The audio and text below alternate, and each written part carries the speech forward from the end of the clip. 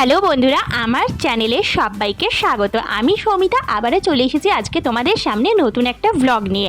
আজকে রথযাত্রা, তাই সবাইকে রথযাত্রার অনেক অনেক অনেক শুভেচ্ছা। সবাই দিনটা কি করে কাটাচ্ছ সেটা অবশ্যই কিন্তু আমার সাথে শেয়ার করো। এখন আমি সকালবেলা উঠেই চলে এসেছি পুজো করতে। আজকে একটুখানি মিষ্টি দিয়ে ঠাকুরকে পুজো দেব।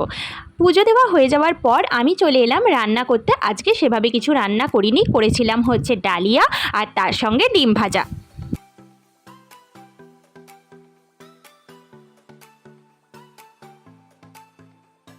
আমার বরকেও এটাই আমি টিফিনে দিয়ে দিয়েছিলাম। ওকে সব কিছু গুছিয়ে দেওয়ার পর ও বেরিয়ে গেল, আর ও যখন বেরোচ্ছিল তখন কিন্তু প্রচণ্ড বৃষ্টি পড়ছিল।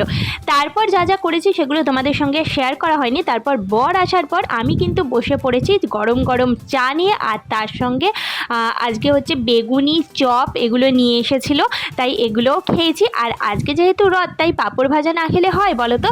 পাঁপড় ভেজে নিয়েছিলাম, আর তার সঙ্গে ছিল কিন্তু গরম গরম জিলিপি। তো এইগুলো খাওয়ার পরেই কিন্তু আমাদের আস্তে আস্তে ডিনারের টাইম হয়ে গেল। আর ডিনারে আজকে ছিল ডাল, তার সঙ্গে হচ্ছে ঝরঝরে সাদা ভাত, মাছ ভাজা আর আলু সেদ্ধ, ডিম সেদ্ধ। অনেক দিন পর এগুলো খেতে মন চাইলো, তাই খেলাম। কারা কারা এগুলো খেতে ভালোবাসো অবশ্যই জানিও।